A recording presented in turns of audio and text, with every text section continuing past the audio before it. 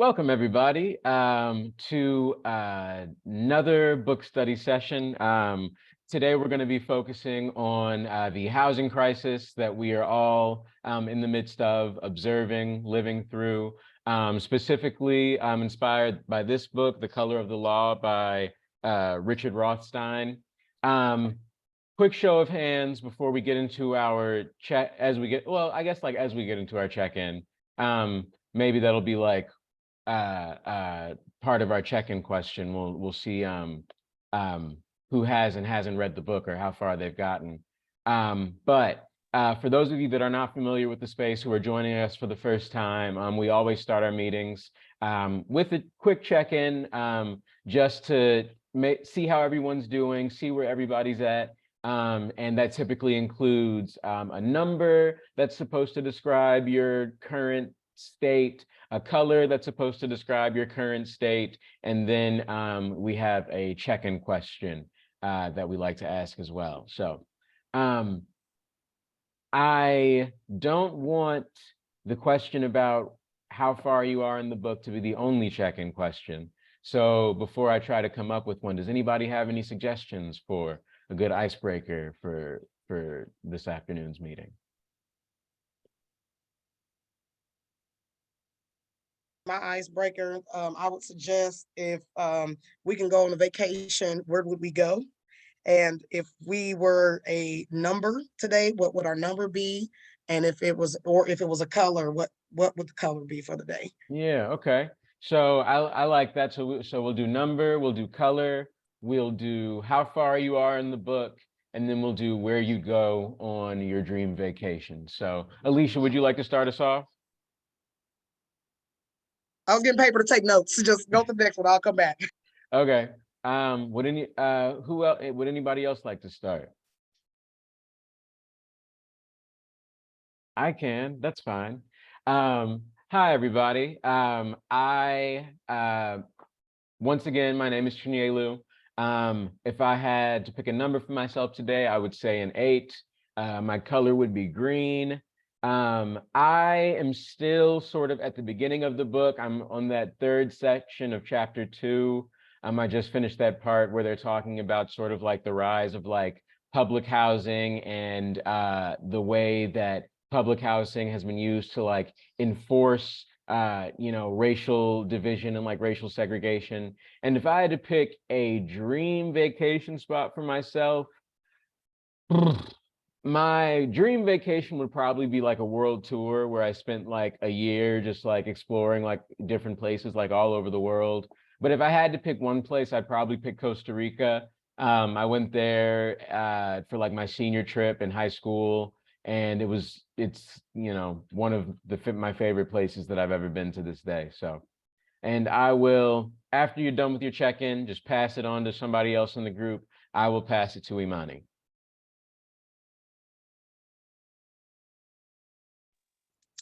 Hey y'all, my name's Imani. Today I'm feeling like a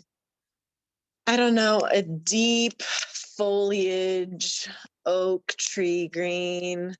My number today is probably like like a 7.5, 8, and y'all, I have not gotten into the book yet. But I wanted to be here to discuss because I'm reading the last book. I know me, so I'm reading the last book in the series, in this housing series. So I'm getting through that one pretty well.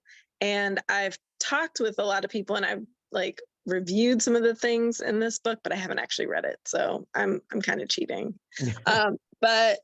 And then as far as vacations go, yeah, I would agree with Chin. Like, I think my dream vacation is like spending a large chunk of time going to many different places, because it's hard for me to choose where like there are just so many. I mean, hey, there are a lot of incredible places to go that I have not been yet. But I think if I could choose one right now it would be, I have some friends that are going to Thailand and I'm trying to save up to go with them.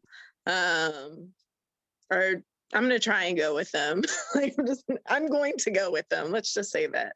I'll put it out in the ether. But yeah. And I'm gonna pass it to who else is on this call?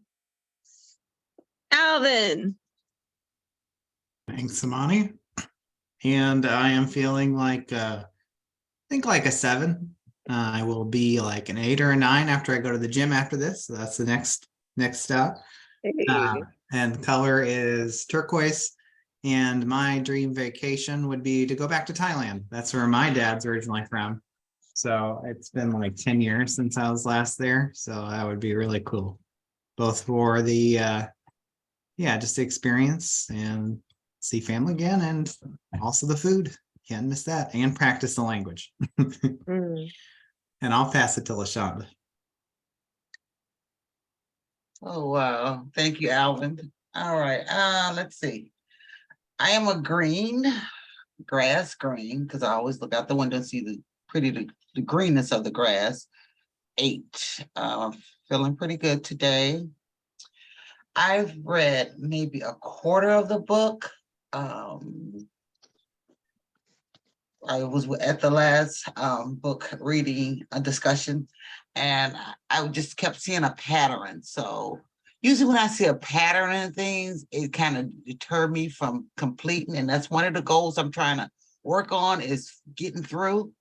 But it kind of turns me off, because then I can sum it up in my own mind that this is what this is all about.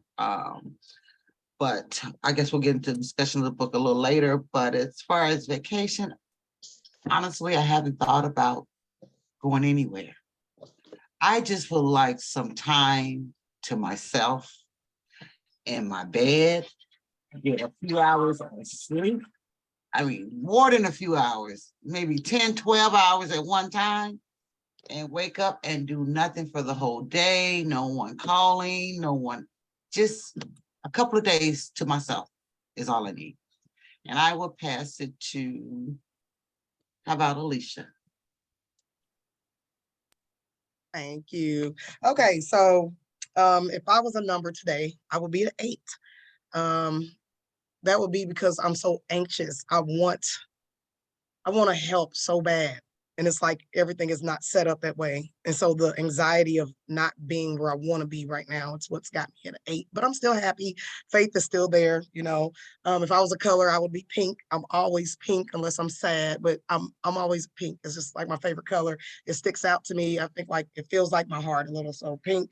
And if I was to go on a vacation, I would go to the UAE, Dubai, because this is my first vacation ever. So I would want to go somewhere where I see myself walking on this beach. It's sunset. I got on like this white flowing gown. My little short hairs, curls are blowing in the wind. And I'm like, Lord, am I dying? Am I dying? Or is this like my dream vacation? So I'm still trying to figure that one out. So will I ever get there? We will see. Okay. And the book. So I am a criminal justice major. I have a minor in sociology, and The Color of Law was one of the books we read in our sociology class. So it's right on the marker about the systematic processes that have landed our people and the nation where it is today. It speaks volumes on the type of programs that we build, and we decide to engage with community to try to build them back over again, only to go through exactly what Miss LaShonda said, those processes that is done over and over and over again. So we hit one marker, some big event happens out of the blue, like the pandemic, and then it knocks us back generations, and we're doing it over and over and over again, and then something else happens. So I totally understand. Great book. I advise everybody to kind of read it. It's basically telling us where we are. It's letting us know the truth that lies of what's going on. So TJ, are you there? Yeah, I'm here. Let's go. Hey everybody, I'm TJ. My color today would be green, kind of new growth. We had a couple coworkers start new at work today, which feels really good. It's always new possibilities, new teammates. It was really exciting. So I feel it's like an 8 or 9 for my number too. Just good energy off that. I got through all the book pretty quickly because we had a road trip and got an audio version of the book. And so had a long road trip and just had it on for the whole time. So that was actually really good. I felt it was weird that I felt like I caught more listening to it than when I started to read it. That was really helpful. And place to visit, I love traveling. So I'm always up, especially if somebody else is going with me to explore new places. I guess I would say maybe traveling around Central America would be something that I would love to do again. So that's kind of on top of my head. I can pass it to Jeanette.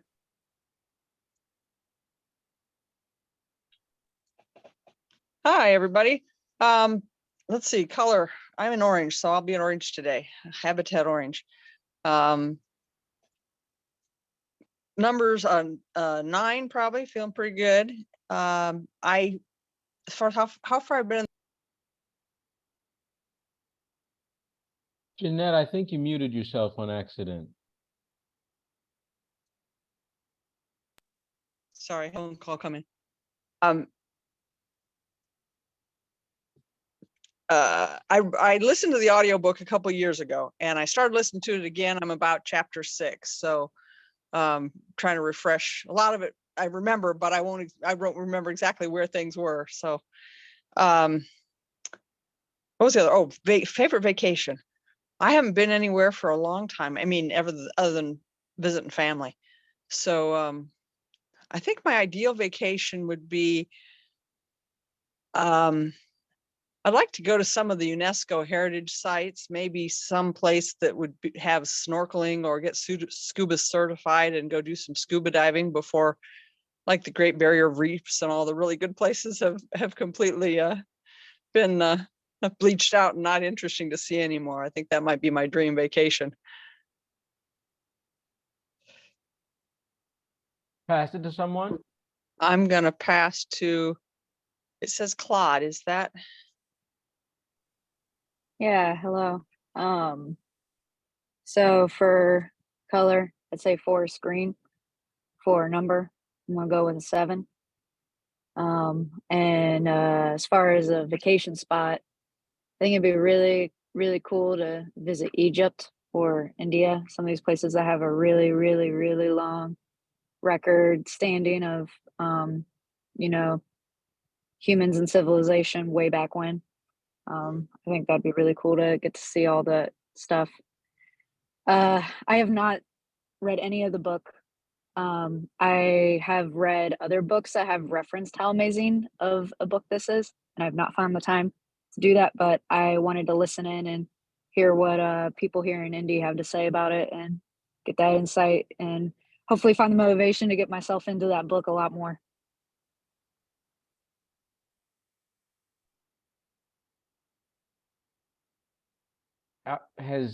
Alvin, did you go? Has anyone not gone? All There's right. everybody. Is M here? Is Imhotep's autopilot M? That's like some tool that takes notes. I don't know why it's here to take Oh. notes today, but Okay. Sounds great. it's the AI. They want to learn from our conversation so that they can manipulate us. Well, that's fine, I guess. Thank you everybody for checking in. Thank you to everybody who has read the book and to everybody that hasn't. Please feel free to chime in and contribute either way. We will just, when we say something wrong, the people who know the book better can correct us. But so I don't know how many people, there was another book study earlier today, wasn't there as well? No? Okay. Well, I don't know. I don't quite recall at the top of my head who was here for the last one, or I don't know if anybody's seen the recording.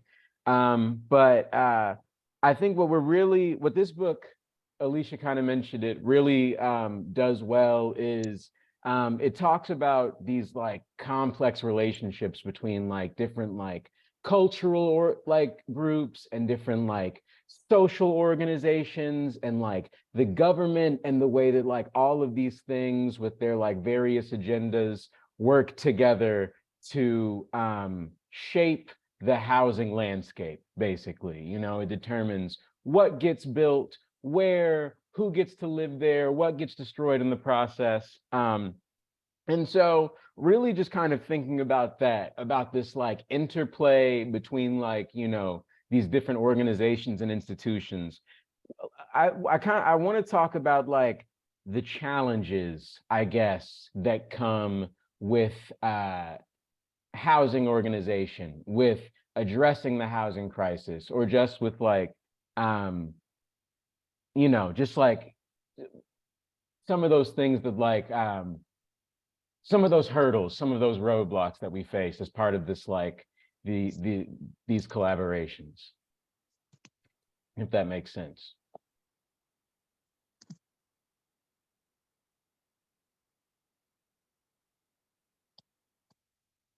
And I think one of the big things for me, like I said, I just got done reading like chapter 2, is like it talks a lot about the way that race relations are like used as an excuse to create segregated housing, or to you know, segregate neighborhoods where segregation didn't like previously exist. So maybe like narrowing in, what are some of those like pre-existing tensions, I guess you could call them, that are sort of get like exploited today, I guess. One of the things that I see, if I could just chime in, one of the things that I see would be more like, let's say, financing to be able to obtain the properties, to be able to make everything diverse is not there. Even though they say that you have an opportunity to apply, we all know that people that are in minority areas do not have the right criteria to be able to apply for those contracts, to be able to get the appropriate, I would say, zoning in that area or that district. They can't obtain it. You would have to literally go through all these different processes to be able to fix up your credit, be able to stay at a job, to be able to do. Who's teaching the functionalities of this stuff? Nobody's teaching the functionalities of none of this. So of course it's being systematically done. Policies also are created to reflect just that. So the policy states that you have to have over a credit score of 640, 650 or something like that before you even able to get financing. But the financing that you even able to even get with just that 640, 650, because you only make this amount of money, still does not even allow you to get up there. So what is the wand that's being waved that allows a certain diverse set of people to be able to get all of this stuff? I know when I first got my first credit card, for instance, again, finances, I had a what you call there's either it's going to be secured or it's going to be unsecured. Okay. The unsecured is the bank giving you a line of credit for a certain dollar amount versus it being unsecured. You see what I'm saying? Unsecured and secured. One, you got to put your own money into it and leverage off of your own money. So even with that, they're only giving you a small amount. Like you can put whatever you wanted, but how much do we really have to put on a credit card to help leverage mortgages, financing, cars? Think about that. Minority people do not have the money to leverage even getting an unsecured credit card. You see what I'm saying? Like, even if they were, we don't have 5,000 in savings. Like, there's data out there right now that shows that the average person, they don't even have over $1,000 in a bank account for a savings emergency. And this is like what, 80, 90% of people? So let's like be honest here. There are systems in place that are preventing people from being able to obtain these things. The question is, what can we do about it? One of the things that I keep telling people about within housing, there's a housing crisis because everybody has their hands out. Everybody wants a dollar. At some point, somebody has to go low. Whoever said that we had to pay by law 12 months worth of rent? Only the people that are receiving that money sees that in their head. Some people can't afford 12 months of rent. Why not allow a couple months of service, 9 months of rent, 3 months of service? Because last time I checked, 9 and 3 is still 12, right? It still equates to some value. So how can we use the system that was created a little bit differently? If you already have 50,000 in your bank account, what harm is it going to do for a 3-year contract? Have somebody sign a 3-year lease contract to mandate them to pay 9 months of freaking rent and then 3 months of some type of service. Can somebody chime in? Am I lost here? Am I crazy? No, I'd say definitely not. And I know that a lot of organizations that try to help people get to ownership. That's one of the things that they look at, like helping people improve their credit in the first place. But I do think, you know, because even back like post World War II, you know, some of these like barriers, quote unquote, are supposed to be like broken down, right? And yet the outcomes still end up the same. And they can say that it's because like, oh, well, you know, we didn't want, we don't want people of color moving into this project because the racial tensions will cause trouble, you know. But at the end of the, just as they can say, we don't want people with such and such credit score like buying homes because they won't be able to, we don't know that they'll be able to pay for them, blah, blah, blah, blah, blah. You know, they say whatever they want, but we know what the goal is. And the goal is to keep people out. So. Yeah, the whole qualifying for a mortgage. I mean, I understand the long term,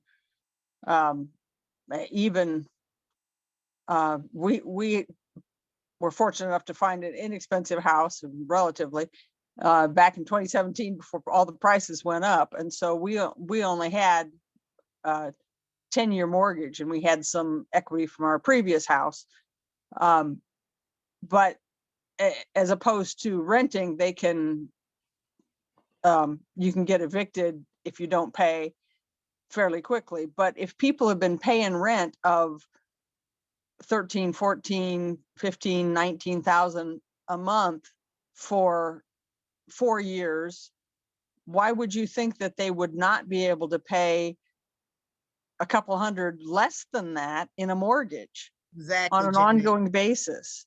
Exactly. And I know there are some INH, I think it's INHP,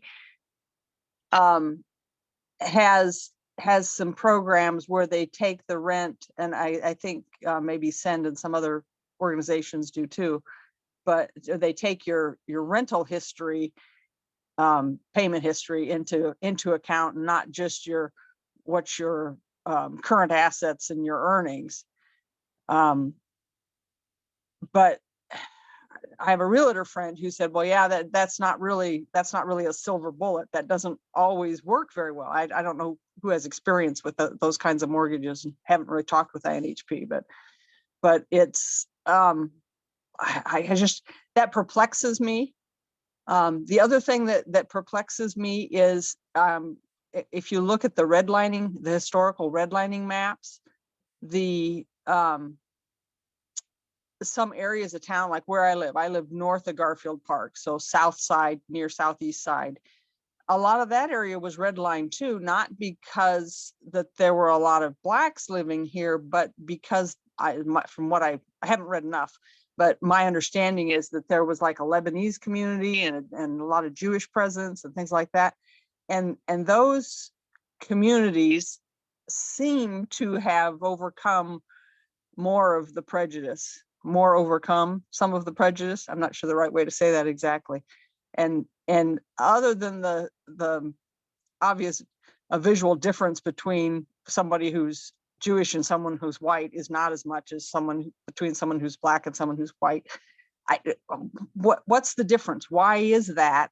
And is there anything that can be leveraged from how other groups have overcome? I mean, not everybody has, because started reading the book. I don't think it was part of this book study, Poverty by America by Matthew Desmond. He's the man who wrote Evicted.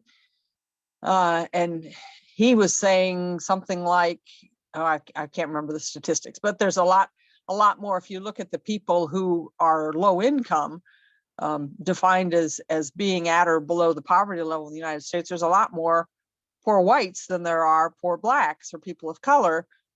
But the systemic discrimination seems to be weighted even more so against people of color, and try to figure out, I don't know, just,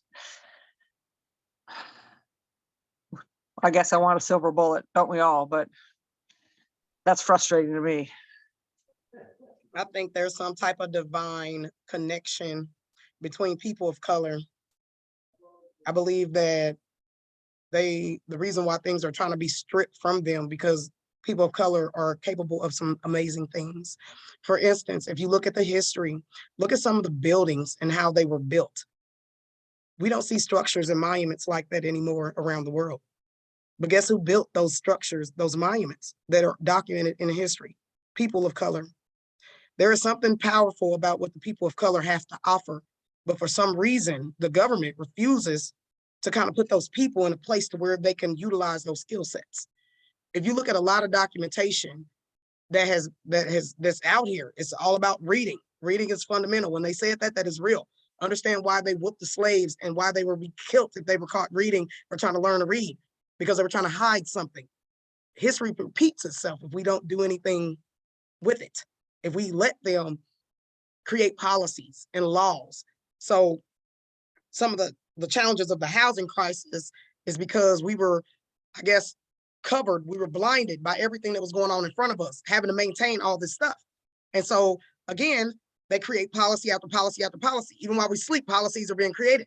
And because we're too busy take care of mortgage and housing and worrying about evictions and diseases and illnesses, who can possibly keep up with what they're doing? But what they're doing is illegal because the power remains to the people. But if the people can't stand up, then they let this overrun us. And that's how we became in the situation we in. Hence, this is why Poverty by America, Janet, was one of those books that were also created because they recognized this even then. So how is it that we recognize this stuff even back then and we're still talking about it today? Does that make sense? Something's going on. Something is systematically been done. Like I said before, like, do you know that the day before, like right before 9/11 happened, there was a lot of money that came up missing in the United States, a lot of money. Do you know that after 9/11 happened, we never talked about that money again? Same thing in our school systems. Like I am an IPS ambassador. I sit on the board of ambassadors. Can you believe the first day that I sat down, they told us that they wanted to pass a $410 million referendum on the minority people? Why? When we have businesses coming in from different cities and different countries and different states, why can't they foot the tax bill? If they got enough money to come in over here into our city, into our state and open up businesses, why can't they foot the tax bill? Why would you pass it on to people who only make $30,000, $40,000 or less in a year? They can't afford anything else. They're already pulled tight. Like, what are we doing here? Policies that are being created do not reflect an elevation or any type of evolution for our people, yet along our children. It seems like it's keeping us bound right here. The people in power figured out how to vote themselves more money and they keep doing it. Yes, Janet. Yes. I think that what y'all are speaking to speaks to the fact that, you know, our society is very stratified by race, by class, all of these different markers that are used to kind of categorize folks and sort us in a way. But that at the end of the day, like how she was saying, you know, there are a lot more poor white folks than folks of color in this country. And that's true just because there are more white folks in this country, and this country is, even though we're a very affluent country by comparison, you know, the wealth is very siloed in this country. Like whenever you see that graph of like income, it's always like a lot down here, a lot down here, and then it like kind of starts going up, and then it's like all the way up to, you know, where you can't see it anymore. But I was thinking about what you were saying as far as just as far as like the history of things. And I always think about, like, when it comes to housing, I know it's not the start of things because, I mean, of course, our history goes back much further. But like just something as seminal as the GI Bill and how that was offered to because I think somebody said something about World War II earlier, but you know, how that was a program that was offered to veterans, but not all veterans were actually able to participate. Specifically, veterans of like Black veterans were barred from reaping the benefits of that bill, which was law. So yes, it was something that was available technically, but then it wasn't something that folks could really benefit, Black folks could benefit from. And I'm sure other folks could benefit from, just because of the redlining. And it also makes me think of, I don't know how many of y'all have seen Raisin in the Sun, the 1961 movie with Sidney Poitier, but it touches on the housing situation and availability of like just I don't want to say humane, but just like housing that was something that was well that fit the needs of like growing families.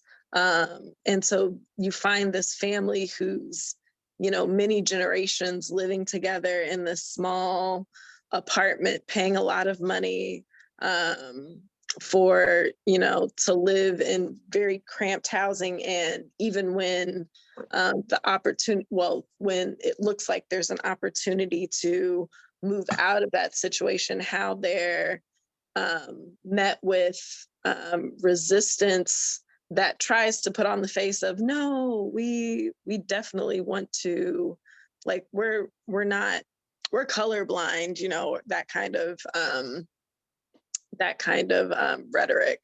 Like, we don't care what you look like. We're just trying to maintain the standard that we're used to, and a lot of coded language. So I feel like that's kind of how it was and has been for a long time, and how that history has really just compounded, and along with many other policies, and just policies, but also not just de jure, but also de facto, just like actions, like somebody mentioned, lending practices and stuff like that, who is able to apply for certain financial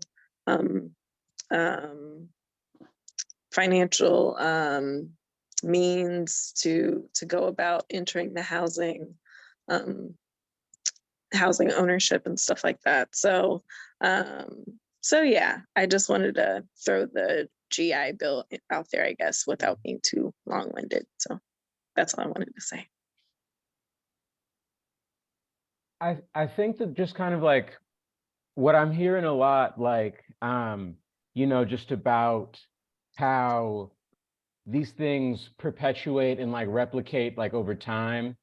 And I think what that like really comes down to is kind of like what we talked about earlier, with these like relationships between these different organizations with like institutional power who work together to preserve that power. You know, it's this idea that like the kings and like queens of like feudal times like never actually like went anywhere. They just adapted to a different economic model, you know? So it's like the idea that you can, the wealth that like, you know, these billionaires, like Elon Musk has, for example, his wealth is traced back to an emerald mine in South Africa that was owned by his father, who got his wealth from some Dutch legacy or whatever, like, so that idea. And I think what's really important to keep in mind there is the fact that in order for some people to have more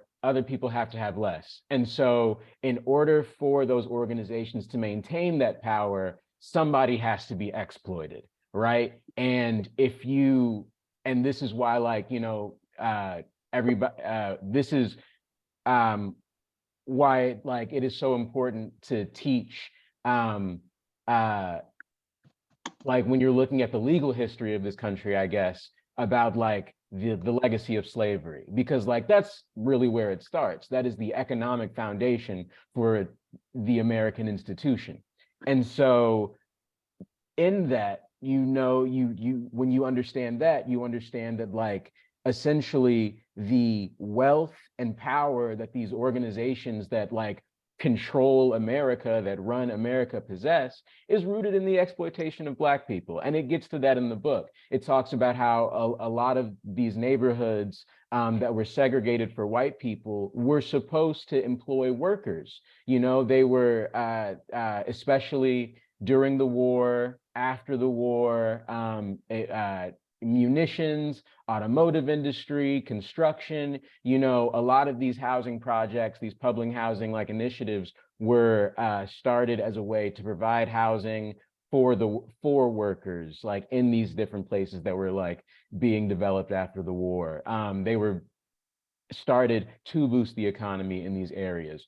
But while the white people were allowed to enjoy the benefits of their work, the Black people were not. The white people got to live in the neighborhood that they were building. They got to use the facilities that they were working to develop and maintain. The Black people had to live 20 miles away working on those same facilities, And so I think that, like, and maybe we can like sort of pivot the conversation here less to challenges and more towards solutions. But I think it's important to ask, how do we address that relationship of exploitation? How do we arrange our resources and organize our communities in a way that allows us to harness the manpower that we have, the material resources that we have, for our benefit instead of the benefit of those who would seek to profit off of us, Yeah, I thought the book did a really good job of just laying out the different strategies that have been used systematically to implement white supremacy as a means of exploitation, segregation, and throughout, and how they had to change over the course of years. How the tactics had to get different as the law kind of adjusted. I thought it was interesting towards the end of the book when they actually look back and like you were mentioning, after World War II, the housing values, they went back to look at one family, like, the house that they would have bought when they wouldn't have been excluded from this neighborhood. That was an affordable working class neighborhood at that time with the GI Bill. If they would have, this was a Black family, now that, and wealth, they missed out on $200,000 plus of wealth that family is now owed. There's concrete. I think one of the things of looking back in terms of like strategies and like moving forward is it's really helpful to know these things that happened, because there's concrete value that people missed out on that's owed, and so I thought the author did a nice job of just like taking us to history, and like, this is how the strategies were during this time period, and then they had to change to this time period, and then the accumulation going all the way back, like you were saying, all the way back to the times of slavery through World War II. These things compounded in different ways that they've impacted. And bouncing off of what TJ just said, I feel like they can keep, we know all this stuff happened. We know, and we know there's a lot more that they're trying to hide, and there's more and more being uncovered every day. And we're to that point to where, as speaking from an indigenous Aboriginal, my heritage being from this land can trace it back. So I kind of understand what kind of happened, understanding that happened, and that was mistakes of those people that were in charge over the slaves and doing all that mess. I care, but I don't care. It has no bearings in my mindset here today. You can keep what y'all got, but let us build. If we want to become creative and we have something to contribute that's positive, we should be able to create and to have. just know that just because you open up opportunity for everybody don't mean that they're going to take the initiative to use the opportunity that you give them. You can give somebody something all day long. That don't mean they're going to use it. That don't mean they're going to try to excel from the greater good off of it or try to help bring back anything positive to the economy. So it's like the systems that they had for so long and been using against us, it has damaged a lot of people. There are not a lot of us, y'all. People like us in this video right now on this Zoom, there's not a lot of us. We are scattered. You can sit yourself around a group full of people in one room and I say about 90% of them will not be on your level. Like seriously, they will not. We are hard to find. We are rare. But I can also say, by asking the question, knowing all this, are we behind? Are we behind? The answer is yes. Somebody like, oh, that happened to you. You don't deserve reparations. You don't do this. It's a lie. Because we do. Because we are behind. One, through education. No, what they teaching as curriculum in the schools right now does not do anything to help people get to where they need to be right now. I say about 20% of it could possibly be used to help elevate a person. 20%, because there's no functionalities being taught. You want to throw this out there, but there's nothing teaching how to go through those processes. We're missing the functionalities. That's what's been stripped from us. So it's okay to say, oh, I can help build you a business. I can help register your LLC, register your IRS. That's fine. But what happens when you do all of that? How do you operate business? Nobody's teaching it. Even when you go to school for business administration, they do not teach some of the things that are secrecy through these people who have created the systems. It's missing. It's all missing. So therefore, you in school learning stuff that just standing next to somebody, like back in the day, as a shadow, as a union position, an intern, an apprenticeship, they would have taught you just by standing next to them. But they make you go to school for years. Do you see what I'm saying? To get the same information. It doesn't make sense.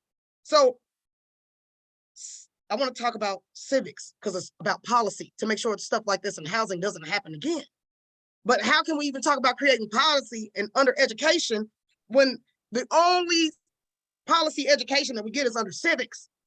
And they have passed a law to where only for the minorities, by the way, just the minorities, 6th, 7th, and 8th graders only get 1 semester of civics.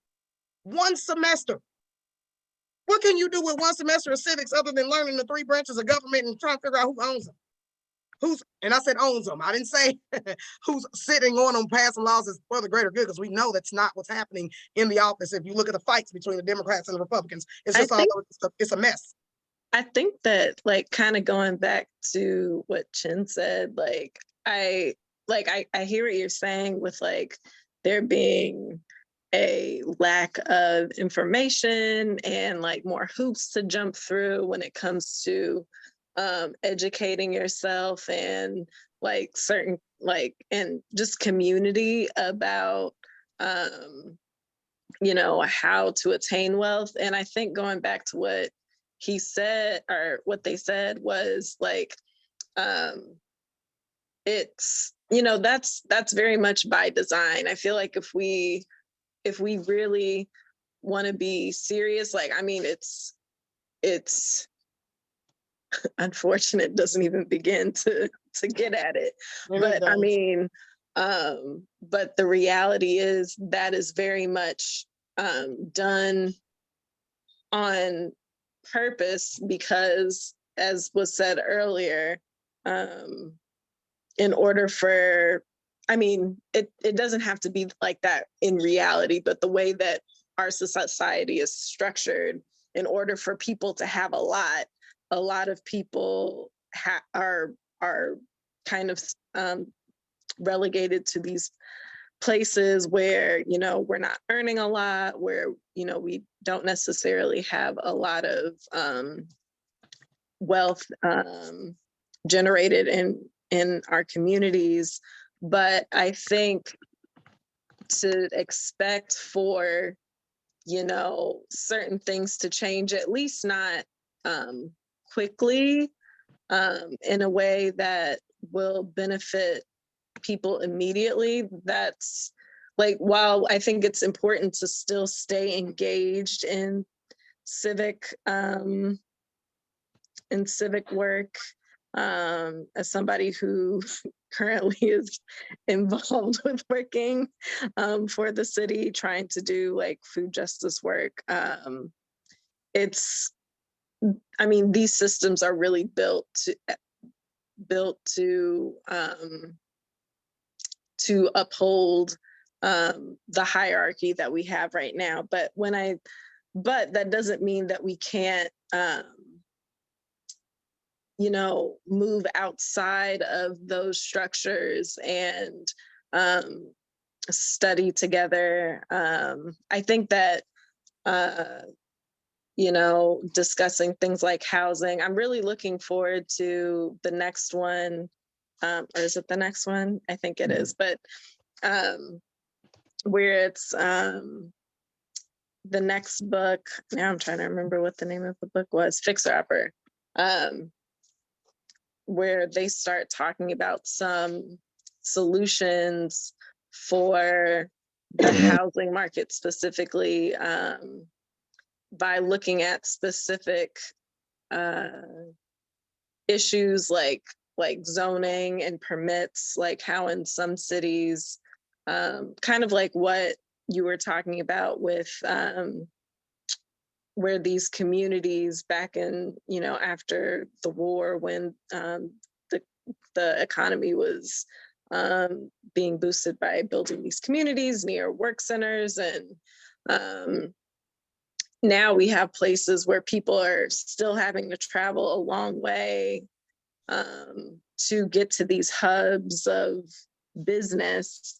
And now we see that, businesses are actually looking for workers, because people, like say you're living in California, you don't necessarily want to spend, well, I know people have to, but like people aren't as apt to spend long hours in traffic to go to a job that's so far away, doesn't pay what it should.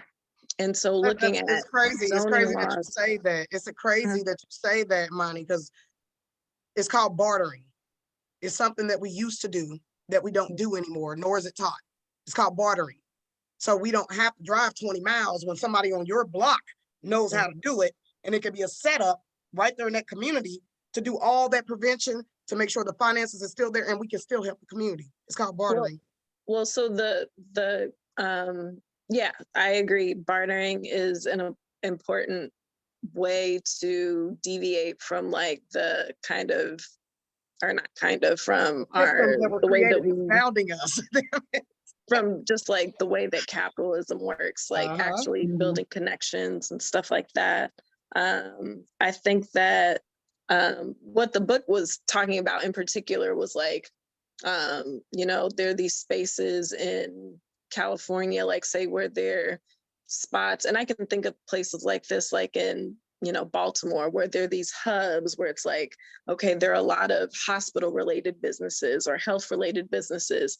And you have, your doctors and nurses and, I don't know, radiologists or whatever, who make decent wages and can live and can kind of pick and choose where they live in proximity to their jobs. But then you have people that are also vital to the functioning of these spaces, like the people that handle like cleaning, or people that do the food and stuff like that, who aren't earning as much but still are integral to the operations of the facilities, but having issues with getting folks to actually want to make that trip because wages are, stagnant. And so looking at, okay, these areas that are close to these hubs have grown, they have increased their value over time to where, back in the day, they were affordable working class housing, and now they've been, remodeled or torn down and built back up, or not built back up. That was a poor choice of words. But anyway, but looking at how can we make sure that these areas that have kind of cut themselves off by using certain policies, by saying, okay, you can't come in our area if you're building apartments, you can only build homes, and that home has to be on a, acre lot, because they're trying to ensure that the homes that are built in their area fit in with, the status quo. Changing laws like that are really important. So I think that while like it's important to look at a wide variety of kind of systemic policies, whether it's, like you said, education, but also looking at the ways that specifically the housing market operates and who builds where, how much they have to build, because I think that we have this idea in this country where it's like, you, in order to make it, you have to buy a house, you have to buy a house in a certain neighborhood. And while that's a good, while that still proves to be a good investment, the way that the housing market is set up, not everybody can participate in that way. And so if we're being realistic about how much housing is available and where it is, we need to make sure that, in order for everybody to just have,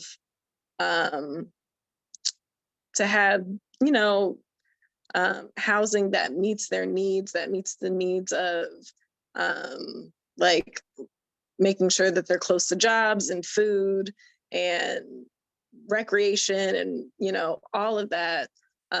How can we build a system that, okay, even if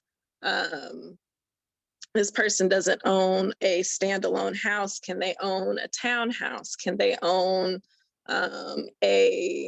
can they live in an apartment that is still in an area that they feel safe in, that, there's a sense of community. So thinking about how that can, be a reality.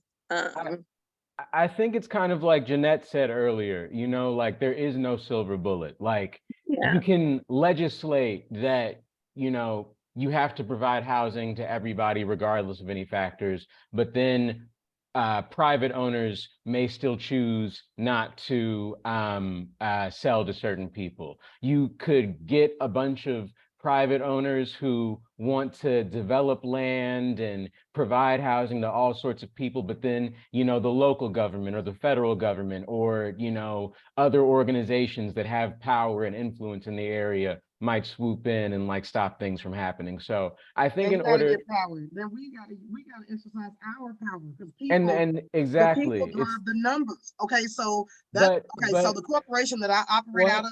Well, I guess like that's kind of like what I was getting into. It's because we have the numbers, right? But they have the money right now, and not only the money, but they have the relationships with each other that allow them to organize their resources strategically to prevent us from accessing those resources. And so I think that like you're a what you call it, a global. You're a global. See, I'm a millennial, and then some of the people on the phone I think are boomers, baby boomers. So we've seen it go down. Okay. So one thing that I can say about what's different from the globals, the millennials, the boomers, and then the elders before them, sure, we get up and stand. We know how to group up in groups and go for what we know.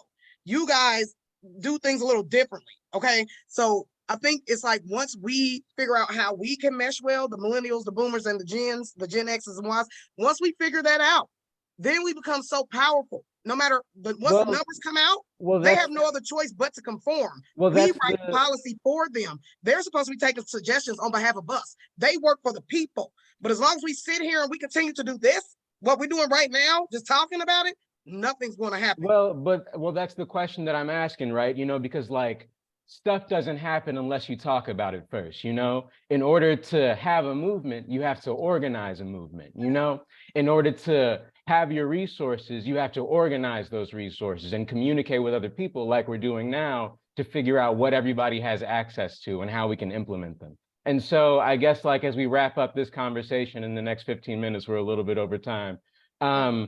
What are some of those relationships that we should be building? Who are the people that we need to be having conversations with? What conversations should we be having amongst each other? to allow us to organize these resources in a way that serves us all, you know, and or to access resources that we previously have not been able to access. Sorry about that.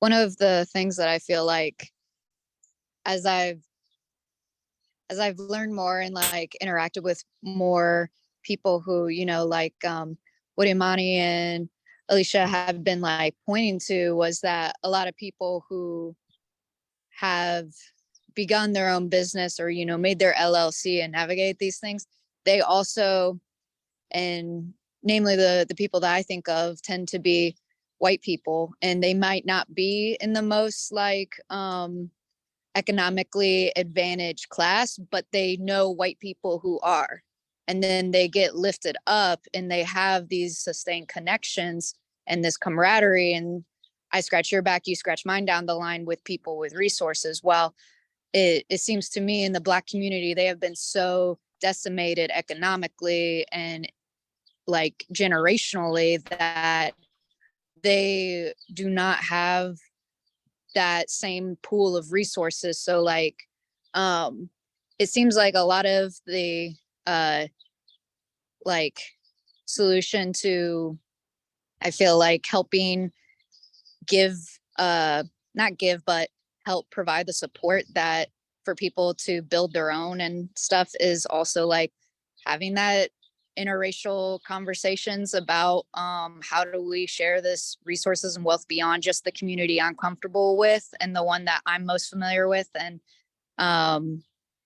I don't know, when I first moved to Indy, that was in 2019, I saw Imhotep speak at something about gentrification, and I was talking with him afterwards, and I said, like, you know, I moved to the city and I wanted to kind of figure out what areas were being gentrified, what the perception is of the area, because I don't know the city at all and I don't want to be like a negative impact somewhere. And he's like, focus on where you're at and make where you live more accessible and make your where you have a sphere of influence more accessible. Mhm. And I don't know, I felt like that really stuck out to me because like when it comes to them building new housing on the east side and they require, you know, 10 to 30% of it be low income accessible, that still leaves 70 to 90% of it not. And they make it luxury apartments and they drive up these costs, and they have required parking, which requires land, which drives up the cost and all these things.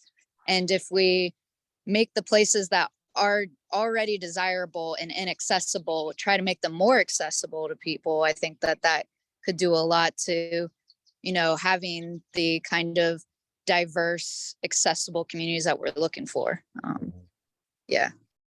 Alicia mentioned something earlier that also wanted, the generational connections, I think, are also really important. One, that is how you create a movement with endurance, you know, a movement with power, one that can sustain itself, you know, because then like the fight gets passed on, right? And that only happens when you have a generational connection. But also, multifamily homes are a solution to housing that has like been systemically destroyed over time. You know, the idea that your grandparents and your parents and then your family, as you like grew up and like started one, could all live in the same apartment complex or the same like big like multifamily house is thousands of years old and has only like within the past like few decades and few centuries really like been eroded by this like hyper individualist, like hyper siloed like culture that we're all like, you know, born into. And so I think that really like addressing those generational divides, finding ways for people from different generations to work together, live together, cohabitate, organize together, you know, and also just like pass on and exchange knowledge is a very important thing as well. And that's a cultural thing. Yeah, but don't as a forget lot the of these vetting things are. process. Don't forget the vetting process, because as Of you know, course. there have been exacerbated conditions from experiencing the systematic processes and policies that have been put into place. So we have to understand that we have to do a vetting process in order to use the multi-level living or the individual living. There, we have to address what's going on in the households. Yes. the type of programs that need to be put in place, even within housing, has to address each individual as a individual in order to make sure that they have the resources to prove and provide a positive economic contribution and self-sufficiency. That is the only way that this is going to work. We have to tap into each person individually. And even if that's using the millennials and the Gen X's and the baby boomers, and if that's what it takes, we have to all come in at a group. We have to meet, set a deadline, a time. It does no good to have meetings every week with different people, unless you can have them all keep coming back every week.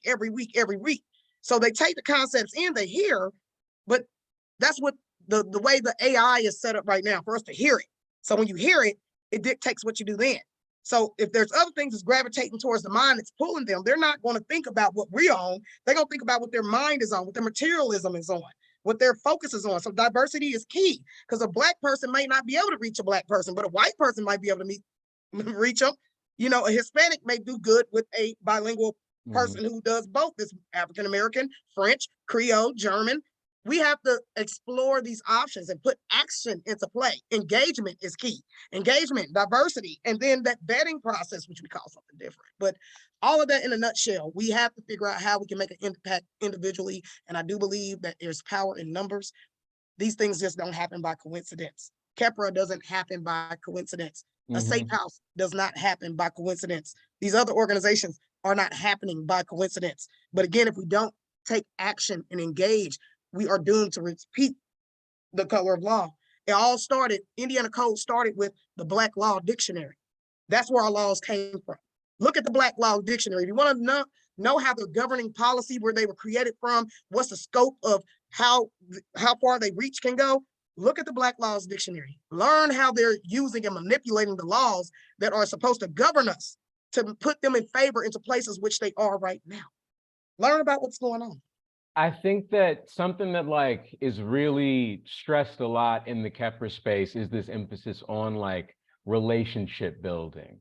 The idea that your access to resources, your community's access to resources is dependent on the relationships that you have and that you can leverage to gain things. And this is something that Alvin has said to me, or that I've heard Alvin say before. I think that a lot of that really starts with the self, you know. In order to be able to build strong relationships with other people, you have to understand yourself. You have to be able to self-reflect, and you have to be able to understand how you work with others, you know, and what you need to maintain a sustainable relationship, what you need to be able to provide to other people to be able to maintain a sustainable relationship, and one that allows you to like leverage those resources. And like in like the book, they talked about a co-op effort that ultimately ended up failing, because when the government was like, we will only let your co-op create this housing development if it is whites only, the co-op basically buckled, and they agreed. It started off as a multiracial thing, and they essentially agreed.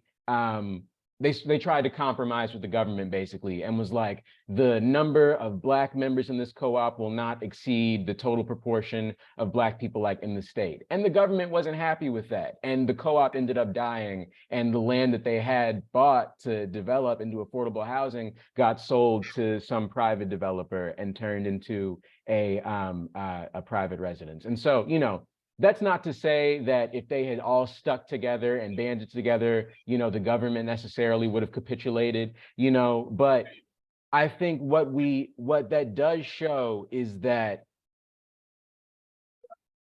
when those relationships are not there, and when the goal of the organization is not rooted in the connections of people, you know, then ultimately those efforts are easy to sabotage or divert or just knock off course, you know?